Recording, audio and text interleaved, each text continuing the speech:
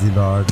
तमाम बहन भाइयों को जो न्यू होप वाईटी चैनल को देख रहे हैं, खुश आमदीद कहता हूँ और खुदामंद यीशु मसीह में आपकी अजीज़ व बढ़ोतरी, आपकी भलाई और उसका ज़ोर बाजू आपके ऊपर चाहता हूँ और उम्मीद रखता हूँ आज के कलाम के वसीला से आप बरकत पाएंगे और इसी कलाम के वसीला से आप ज़ोर आवर होंगे और खुदा के कलाम में खुदा आप बढ़ते चले जाएंगे। अजीज़ों, एक कलाम खुदा में से हवाला को देखते हैं।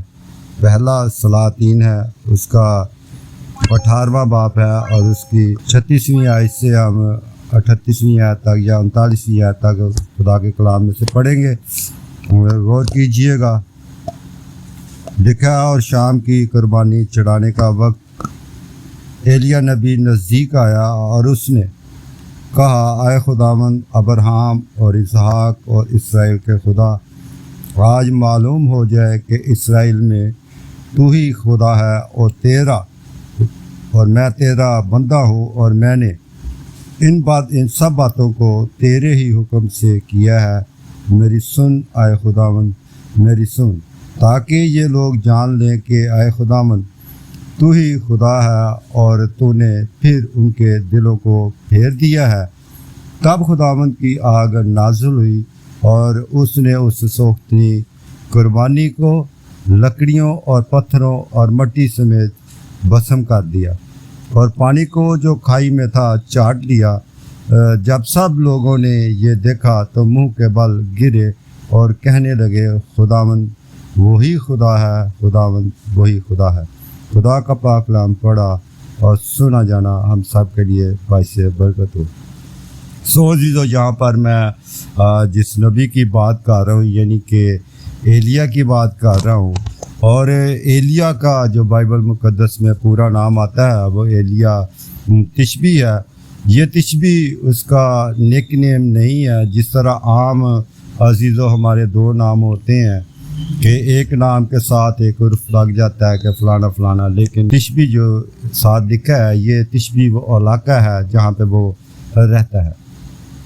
आगे बढ़े तो हम बाइबल मुकद्दस की जब स्टडी करते हैं तो जो एलिया है ना तो इसके कहीं माँ बाप का जिक्र आता है ना ही किसी बहन भाई का जिक्र आता है और मुझे ऐसे लगता है जैसे कोई आसमानी फरिश्ता ज़मीन पर उतर आया है और उसने ज़मीन पर रहते हुए इंसान के रूप को धार लिया है।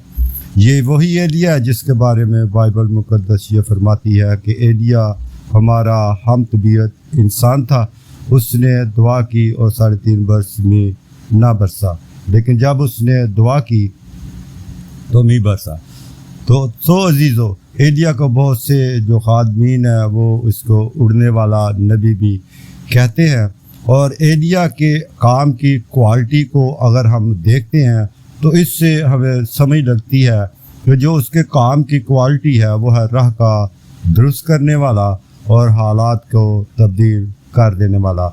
और नए अहदनामा के अंदर भी एलिया के तल्लुक़ से अजीज़ों हमें हवाला मिलता है जिसमें लिखा है कि मैं एलिया को भेजूँगा ताकि वो उनके रास्तों को हमवार करे। अजीज़ों, यहाँ पर सारी इस स्टोरीज़ के अंदर जो हम 18वें बाब को पूरा पढ़ते हैं तो यहाँ पर हमें एक कहानी मिलती है कि एलिया जो है इसके साथ कुछ नबी हैं जिनको उन्होंने जो बल के मानने वाले हैं उन्होंने उनको कत्ल कर दिया है और एलिया जो है वो अब अकेला बचा है। एलिया खुदा से कहता है कि मैं तो अब अकेला हूँ, लेकिन खुदा उसे फरमाता है कि अगर तू अकेला है तो फिर क्या, तेरे पीछे और भी 700 नबी मैंने रखे हुए हैं। सो एलिया वहाँ पर अजीज़ो दलेर होता है और अक्सर औक़ात हम गीत भी ये गाते हैं कि मैं निकला मेरे नाल है खुदा। सो अजीज़ो, खुदा हमेशा अपने लोगों के साथ रहता है। को हमने समझना है कि अगर हम होशिया 2 बाब उसकी 16वीं आयत को पढ़ते हैं तो वहाँ पर हमें खुदा के बहुत से नाम हैं। वहाँ पर हमें 2 नाम मिलते हैं और एक खुदा का नाम जो है वो ऐशी है और ऐशी का जो मतलब है वो खुदा या खुदावंद, और उसके आगे एक और लफ्ज़ है वो है बल्ली। बल्ली का भी मतलब है खुदा या खुदावंद। तो अगर हम इन दोनों नामों को देखें तो यहाँ पर हमें एक कहानी मिल जाती है। उस कहानी के अंदर एक देवता है जिसको अजीज़ों उस खुदा के नाम के साथ जो बल्ली है उन्होंने उसको बाल रख दिया है। हमें इसको समझने की ज़रूरत है, इस बाल के अंदर क्या ताकत है, इस बाल के अंदर क्या कुव्वत है और क्यों लोग जो है वो खुदा को छोड़कर उस बाल की परस्तिश करते हैं। अगर हम अबरानी के अल्फाज जैसे हम अलफ बे पढ़ते हैं लेकिन अलफ नहीं है, अगर हम अबरानी ज़ुबान के अंदर इस अलफ के मायने को जाने तो जो अलफ है वो अलफ नहीं है बल्कि अबरानी के अंदर जो है इसको एलिफ कहा जाता है। अगर हम एलिफ के मतलब को समझ लेंगे तो एलिफ जो है ये बे की हमेशा बे की आवाज़ निकालता है। और अगर हम बे की आवाज़ को देखेंगे तो आपको कमूसुल कुताब को आप पढ़ लीजिएगा, आपको उसमें से समझ लग जाएगी, आपको जानना आसान हो जाएगा कि वहाँ पर जो कमूसुल कुताब है वहाँ पर भी जो अल्फ है वो अल्फ नहीं है बल्कि एलिफ है और एलिफ जो है वो बे की आवाज़ निकालता है और बे का मतलब है बैल यानी कि बुल। अगर हम इसको देखें तो हमें इसके अंदर से एक कहानी नज़र आती है और जो बुल है यानी कि इसको एक ऐसा ताकतवर शख्स, एक ऐसा ताकतवर दिखाया गया है जिसके अंदर जोर है, जिसके अंदर ताकत है और वो बहुत कुछ करने की कुदरत रखता है। लेकिन याद रखिए जो बल है वो ताकत नहीं रखता बल्कि मेरा और खुदा जो है वो ज़ोरावर खुदा है। जिस तरह हम उसकी सताइश भी करते हैं, उसकी परस्तिश भी करते हैं कि वो ज़ोर हमारा है, यहूदा का शेर बबर। सो जीजो हमारा खुदा जो है वो ज़ोरावर खुदा है। ये बैल ना तो ज़ोरावर है, ये बुल जो है ना तो ज़ोरावर है, ना उनका खुदा जो बल है वो ज़ोरावर नहीं है बल्कि मेरा और आपका खुदा ज़ोरावर है। और इस सारे सिनेरियो के अंदर जो स्टोरी है वो बड़ी इंटरेस्टेड है। अब जो एरिया है वो जो बल के मानने वाले हैं उन्हें एक ऑफर करता है और उस ऑफर के अंदर क्या है वो एलिया उन्हें कहता है हम ऐसा करते हैं कि हम 2 बैलों को चुन लेते हैं, एक बैल आप ले लेना, एक बैल को मैं ले लूँगा और हम कुछ ऐसा करेंगे कि हम तुम उस बैल के टुकड़े करना और उस टुकड़ों को जो लकड़ियाँ हैं उसके ऊपर धरना और तुम अपने बल से दुआ करना कि तुम्हारा बल तुम्हारी सुने और वो जो कुर्बानी है वो जल जाए। अजीज़ों उन्होंने कुछ किया है। अब उन्होंने कुछ क्या किया है कि उन्होंने एक खाई को खोदा है और उस खाई के ऊपर उन्होंने लकड़ियों को धर दिया है और उस जो बैल है, जो सांड है, जो कुव्वत वाला है, उसको क्या किया उन्होंने लकड़ियों के ऊपर धर दिया है और अब वो दुआ करना शुरू हो गए। अजीज़ों इस सारे सिनेरियो के अंदर हम देखते हैं, गौर करते हैं कि वो सुबह से लेकर दोपहर तक यानी कि सूरज ढलने तक वो उसके हजूर सिजदा रेज़ होते हैं, दुआ करते हैं, हत्ता कि वो अपने आप को छुरियों से नश्तरों से घायल करना शुरू कर देते हैं और उनका इधर उधर अजीज़ों फुदकना और अजीज़ों जो सारा काम करने से बाइबल मुकद्दस से हमें समझ लगती है कि वो मज़हबा भी जो है वो ढह चुका है। लेकिन खुदा ने उनके जो खुदा है, जो उनका बल है, उसने उनकी दुआ को नहीं सुना है। और अब वक्त आ गया था, अब वक्त आ गया है कि जो एलिया है वो अपने उस बात को जो खुदा की तरफ से है और जो उसने भल के मानने वालों को कही है कि तुम एक बैल ले लेना और मैं दूसरे बैल को लूँगा। सो अजीज़ों ये बुत, ये बल ना तो सुनता है इसलिए कि ये महज बुत है, ना ये देखता है, ना ये सुनता है, ना ये जवाब देता है, लेकिन मेरा और आपका खुदा जो है वो बोलता भी है और वो जवाब भी देता है और सुनता है। और लिखा है दानियल नबी से खुदा बात करता है, कहता है कि अभी तूने मेरे हजूर ठहराव पैदा नहीं किया था, तू मेरे हजूर सिजदा रेज भी नहीं हुआ था कि मैंने तेरी दुआ को सुन लिया था। सो अजीजो, अब एलिया कहता है शाम की कुर्बानी का अब वक्त आ पहुंचा है। हम भी अक्सर औकात उसकी सताइश करते हैं, उसकी हम्द करते हैं, और हम अमूमन उसकी सताइश में एक ज़बूर गाते हैं जो 41 ज़बूर है, जिसमें हम गाते हैं कि जिवें कुर्बानी शामा दी होवे ते हाथ चुकते तो मंगा दुआ। सो अजीज़ो, अब शाम की कुर्बानी चढ़ाने का वक्त आ पहुंचा था।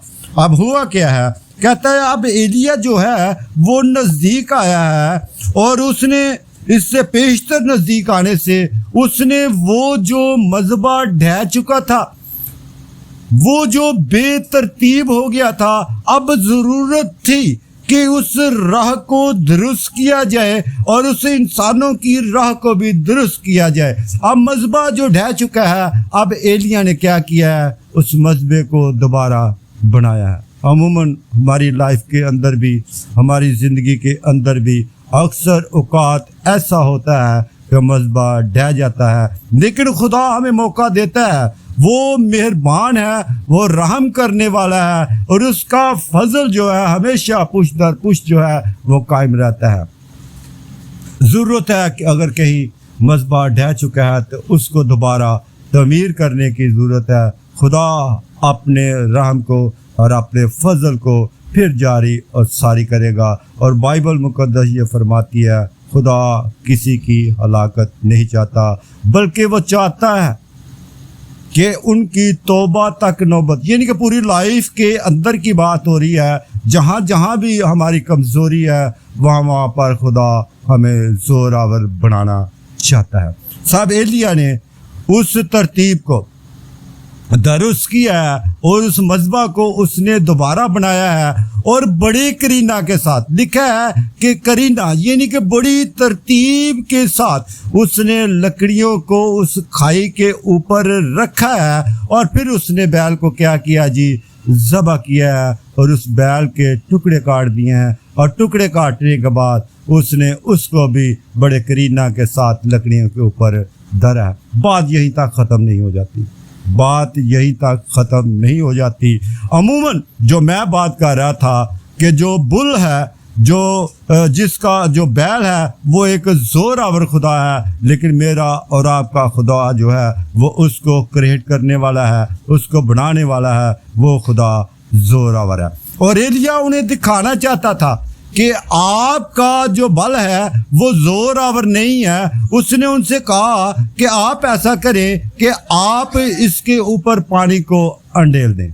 अब उन्होंने क्या किया, उन्होंने उसके ऊपर, उस कुर्बानी के ऊपर उन्होंने पानी डालना शुरू कर दिया है, हत्ता कि ऐसा हो गया है कि वो नीचे खाई भी पानी से भर गई है, और लकड़ियाँ भी गीली हो चुकी हैं, और जो गोश्त है बैल का वो भी अजीज़ो लबाला पानी से तर हो चुका है। अब वो एलिया का ये मकसद था कि मैं उनको दिखाऊं सूखी लकड़ियों के साथ कुछ भी हो सकता है, सूखे गोश्त के साथ कुछ भी हो सकता है, लेकिन अजीज़ो अगर ये गीले हो जाते हैं, उस गीले पानी के अंदर इन्हें आग लगना मुश्किल हो जाती है।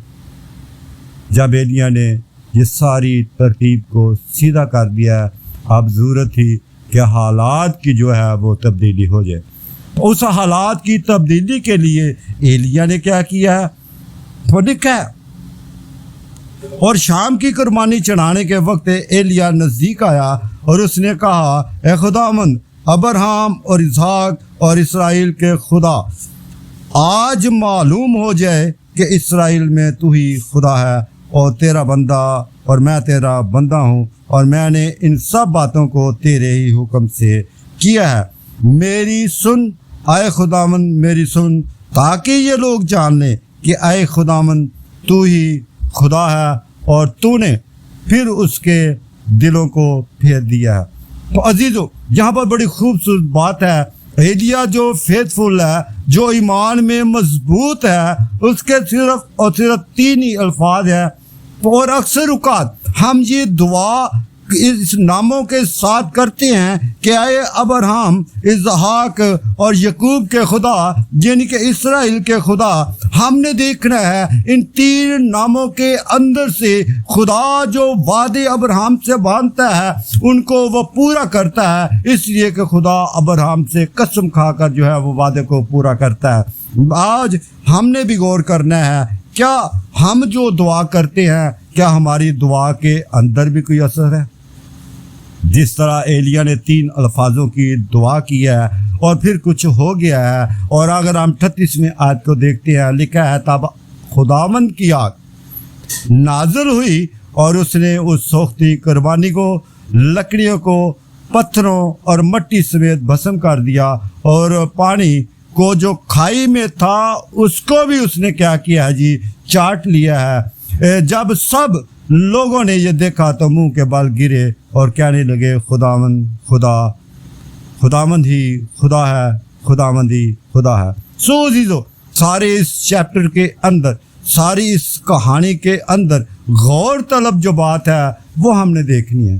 अमूमन हम बीमार होते हैं, हम परेशान होते हैं, मुख्तलिफ ज़राए को हम इस्तेमाल करते हैं और होता हमारे साथ कुछ भी नहीं है, होता हमारे साथ कुछ भी नहीं है। शायद हो सकता है किसी का कुछ हो जाए, लेकिन जहाँ तक मैं ईमान रखता हूँ ऐसा कुछ भी नहीं है जब तक हमारा खुदा जो बुल से ज़्यादा ज़ोरावर है, जो हमारा ज़ोरावर खुदा है, जब तक वो हमारी ना सुने।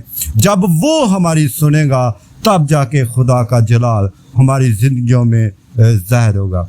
सो अज़ीज़ो, आज हमें ज़रूरत है देखने की, और जिस तरह एलिया नबी जो है और वो लोग जो खुदा के ऊपर ईमान ले आए थे, वो खुदा की हजूरी में उन्होंने सिजदा रेज़ हुए हैं और वाकई उन्होंने वाजिब वजूद खुदा की कुदरत को देखा है और उनके मुंह से ये अल्फाज निकले हैं कि खुदावंद वही खुदा है, खुदावंद वही खुदा है, यानी कि जो आग से होकर जवाब देता है।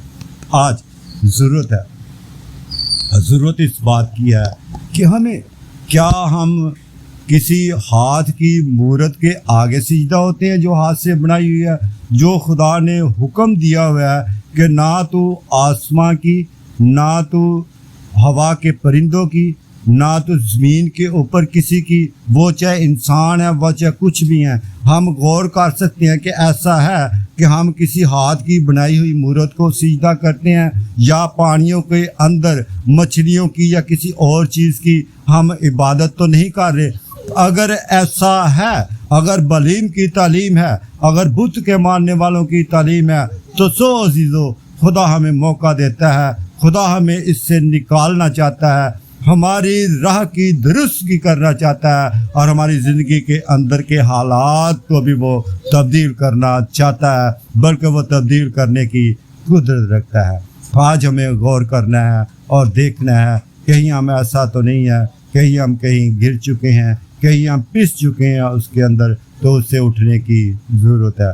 और ज़बूर नवीस खुदा का कलाम में अंदर ये फरमाता है कि वो झुके हुओं को उठाता और गिरते हुओं को उठाकर खड़ा कर देता है। सो आइए अजीज़ो, हम अपनी आंखों को बंद करेंगे और हम खुदा की शुक्रगुजारी करेंगे जो भला है, जिसकी शफ़क़त अब्दी और जिसकी वफ़ादारी पुश्त दर पुश्त कायम रहती है। जलाल से भरे हुए खुदा, मेहरबान आसमानी बाप, फजल के खुदा और बाप के बरे यसु मसीह नासरी, हम तेरे नाम में शुक्रगुजारी करते हैं। तू जो ज़ोरावर खुदा है, तू जो आलम कुल औला महदूद खुदा है और तेरी सिफ़तें जो अनगिनत हैं, हम उसकी शुक्रगुजारी करते हैं। कहीं भी खुदा आज हम ये चाहते हैं कि कहीं भी हम किसी बुत की परस्तिश करते हैं जो हाथ से बनाया हुआ है, जिसके लिए तूने हमें हुक्म दिया है कि फ़क्त तू एक ही खुदा की इबादत करना और उसी को सिजदा करना। हम खुदा तेरी शुक्रगुजारी करते हैं। हम इस बात को, तेरी आवाज़ को समझ गए हैं कि ना तो हम किसी हाथ की बनाई हुई मूरत के आगे सिजदा करेंगे, ना किसी चरिंद की, ना किसी परिंद की, ना पानियों के अंदर किसी चीज़ की, लेकिन हम फ़क्त और सिर्फ तुझी को सिजदा करेंगे, इसलिए कि सिजदा करना तुझी को वाजिब है। हम तेरे लोगों के लिए खुदा शुक्रगुजारी करता हूँ जितनों ने तेरे कलाम को सुना है, बड़ी बरकत देना।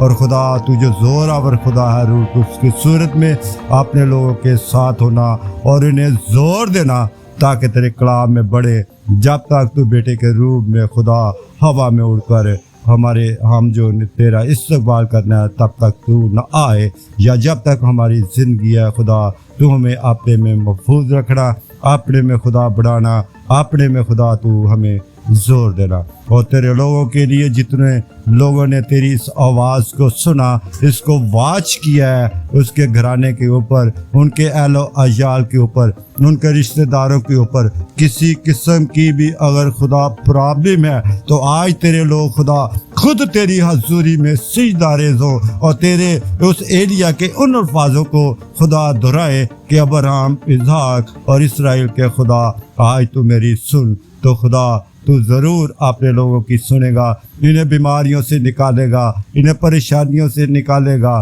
बेरोज़गारियों से निकालेगा और अपना ज़ोर बाजू जिस तरह तूने एलिया